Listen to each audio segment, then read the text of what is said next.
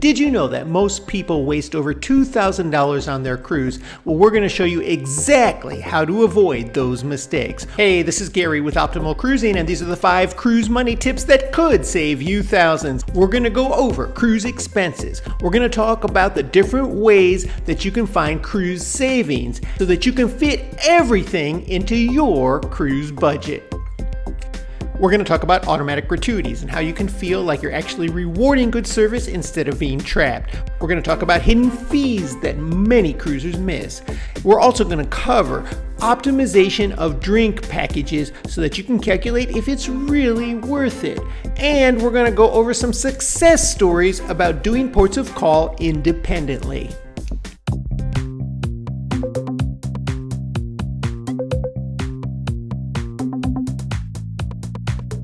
Okay, let's get started.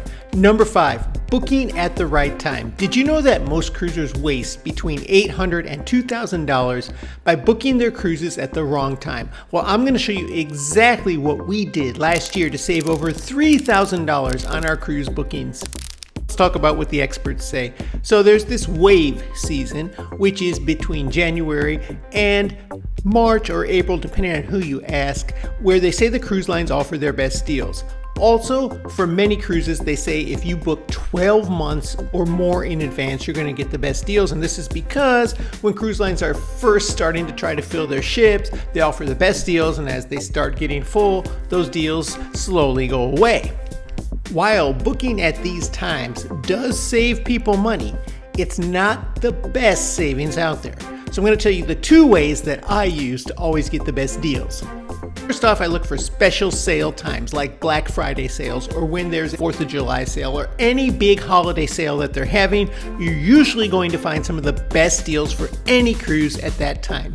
And then, if you really want a great deal on a cruise, look at a cruise during shoulder season. This is not during the middle of summer or not during major holidays. This is when people are less likely to have vacation time and they need more people filling the ship cabins, so they'll offer great deals.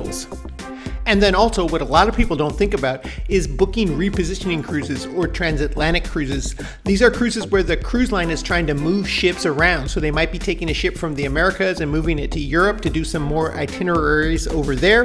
Or it simply could be just going from the East Coast to the West Coast and they're just moving that ship there to do some itineraries in that area. Well, if you take that repositioning cruise, they are not crowded and you're going to find some of the best deals on those cruises. And then even if you want to travel in the middle of high season, say in the middle of summer, and you want to do a European cruise, you can find a last minute deal oftentimes at super savings. Take a look at this offer we just found, which is a cruise in the middle of Europe in the middle of summer for only $300 per person. This happens to be a ship that is rather empty and they need to fill it. You can find deals like this last minute if you look. We've even got a link below in our description for a website that offers great deals on last minute cruises, but you can really look anywhere for these deals.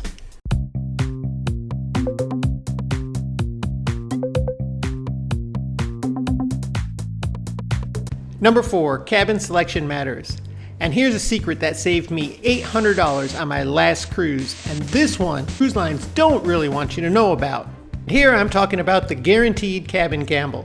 Now this is a gamble because you don't get to pick where your cabin is. If you book a guaranteed cabin, what's guaranteed is that you get at minimum the cabin that you paid for. So if you book an inside cabin, obviously you'll get an inside cabin or better. If you book a balcony guaranteed cabin, you're guaranteed a balcony. You just don't know where it's going to be on the ship. But these guaranteed cabins generally are cheaper than when you book a specific room. And you are often more likely to get an upgrade. So what happened for me is I booked an inside cabin guaranteed. So I didn't pick where it was. I was letting the cruise line do that. And when they chose that cabin for me, they gave me a balcony, which for 2 adults was a savings of over $800 for that cruise. Now, this isn't going to work for everybody because if you care about where your cabin is located, then you're going to want to book a specific cabin. For some people, they want to book in the middle of the ship because the midship is prone to less motion and likely to have less noise around their cabin. So you're going to have a quieter cabin, and if you're prone to seasickness, you'll have less of an issue there. So what you want to do is when you're looking for a specific cabin, whatever deck you're looking on, just look for numbers that are in the middle range of the room numbers on that deck.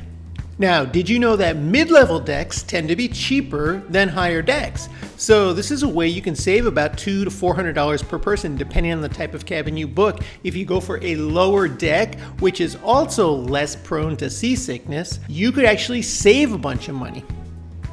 And finally, do the math between the balcony and the interior cabins to see if the balcony is really worth it for you. Now, I know it will depend on what type of cruise you go on. If you're going on an Alaska cruise, the balcony is very beneficial because you're going to be cruising a lot of days around things you're going to want to see, and it'll be nice to have your own balcony to sit out there and watch the sights. But if you're doing a cruise in the Caribbean where the sea days is basically just open ocean, how long are you really going to spend out on that balcony? Because the average fare for a 7-day cruise will save you about $300 per person to get an interior room as opposed to a balcony. For a couple, that's a $600 savings for that 7-day cruise. And I clocked the time I spent on the balcony on my last cruise, and it was under 60 minutes for the entire cruise. So think about that. Is that 60 minutes worth an additional $600? Think about that and figure out if it's worth it for you. So now that you know how to book the best cabin for your cruise, let me show you the drink package math that'll save you even more.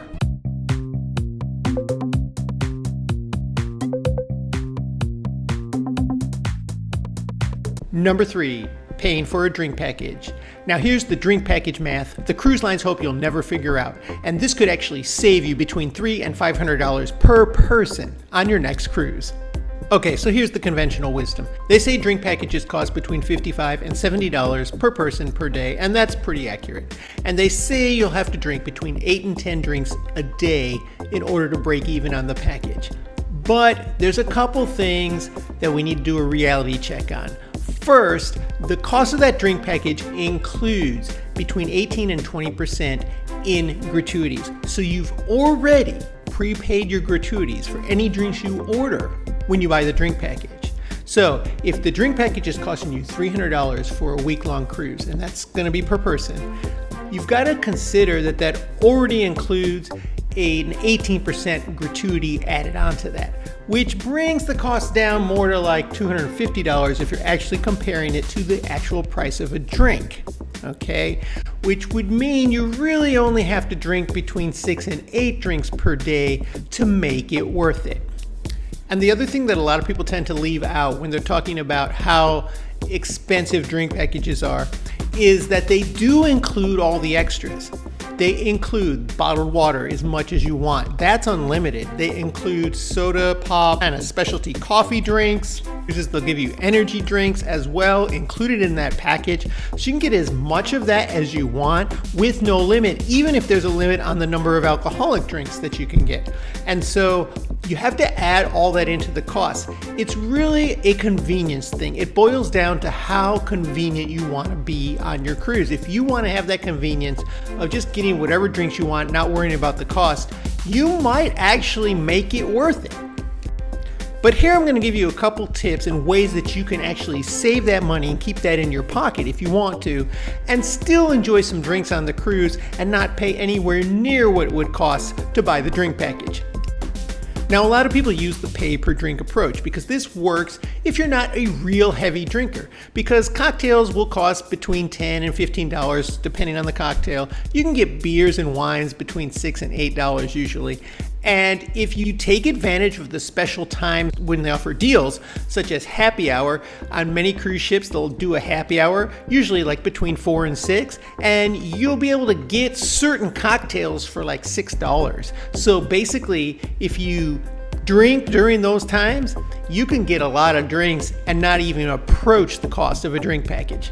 For example, the last cruise I went on, I bought a few drinks during happy hour during the cruise, and this was a long cruise for 14 days, and I only spent about $80 on those drinks because I got them at a huge discount. So keep in mind, all the tea, juice, lemonade, and water that you want is free pretty much any time of the day on the cruise ship, and the water is purified. It's just as good as what you're going to get in a bottle. So here's a hack. Just bring on a tumbler or a water bottle that you can refill throughout the day. You keep that full and you don't have to pay a dime for water, juice, and tea.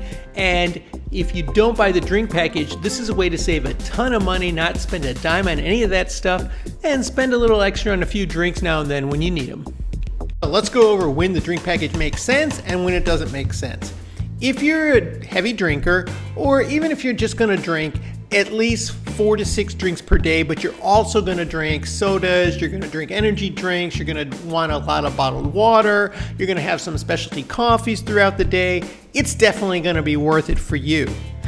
But if you are not a heavy drinker, if you're only going to drink a few drinks here or there, or here's the other catch, if the other person traveling with you in the cabin is not going to drink that much, then you're better off just paying as you go. Because if you are 2 adults in a cabin and one buys the drink package, they kind of force the other one to buy the drink package as well. So if only one of you is really a drinker, it's not going to make sense to buy 2 drink packages, and you're probably going to save money just buying the drinks that you consume. So now that you know how the drink package math works, let's move on to how you can save hundreds on your shore excursions.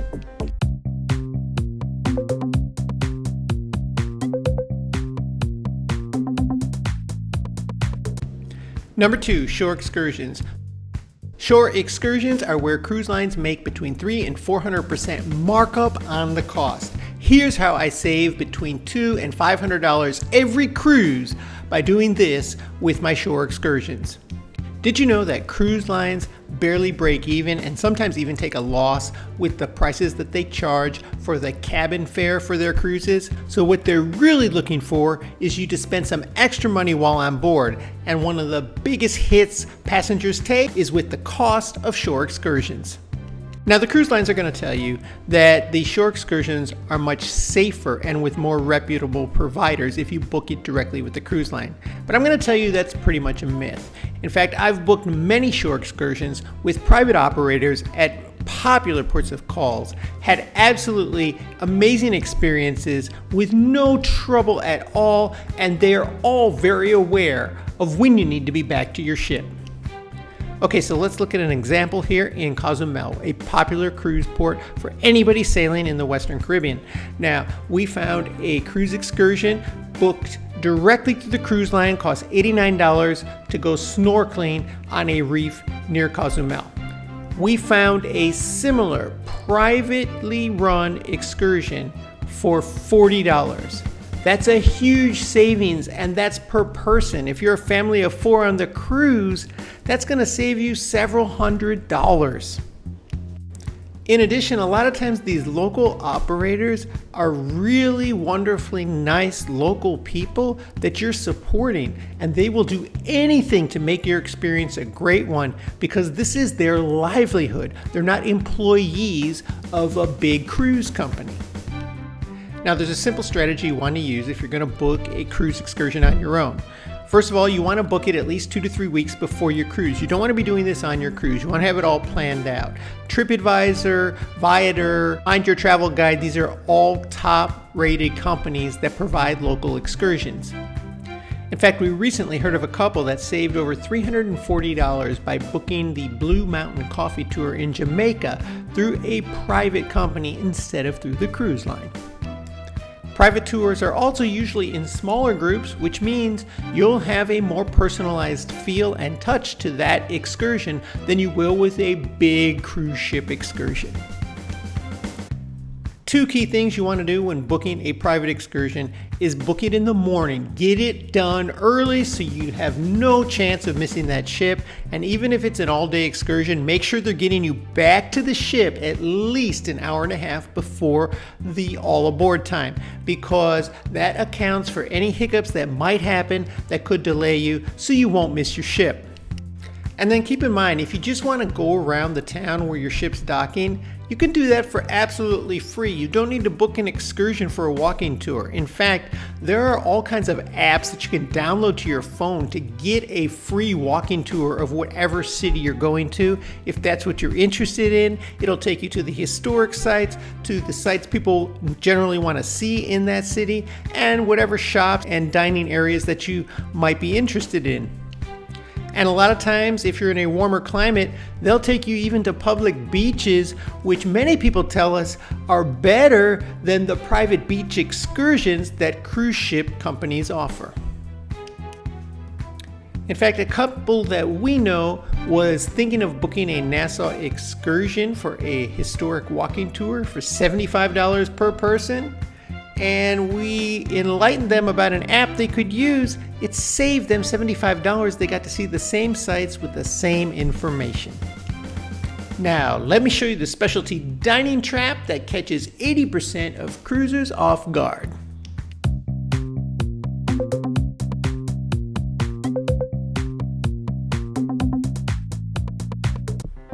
And number one, watch out for all the cruise money traps. These are the big money traps that cruise lines use to extract an additional $500 to $1,000 out of every cruise passenger, and I'm going to show you how to avoid every single one of them. Specialty dining. Let's look at the price.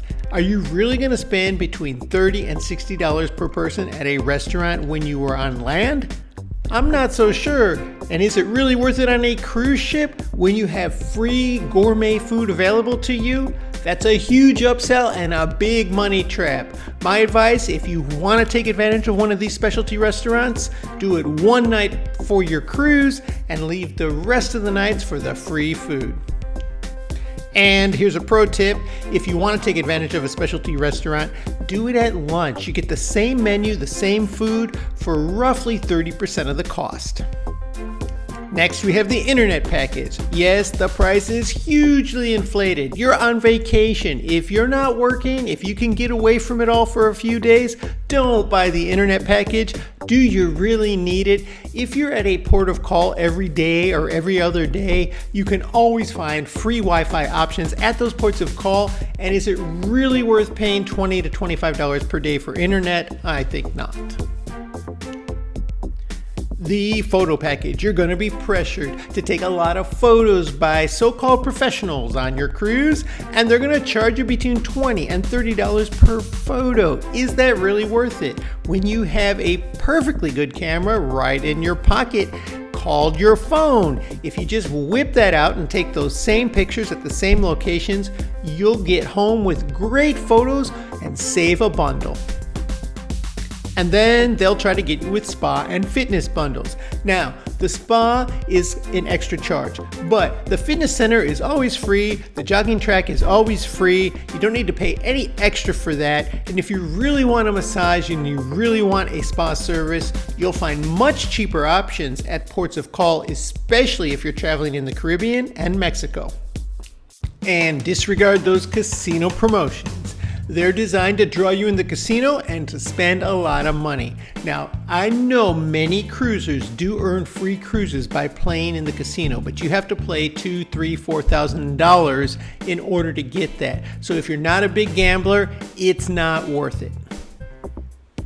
And finally, we have the cruise ship shops. Now, if you're shopping on board a cruise ship, expect to pay a premium. So if you're buying something like a souvenir or a t-shirt that might cost $30 to $35 on the cruise ship, you might find that same t-shirt for $10 or even $8 at a port of call if you wander off the main street a little bit.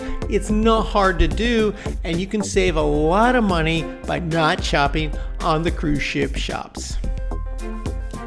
And hey, you're on a cruise. You already paid a lot of money for your cruise, and there's a whole lot of things included for free. So take advantage of all of that. You get gourmet meals. You get a full buffet, as much as you want to eat.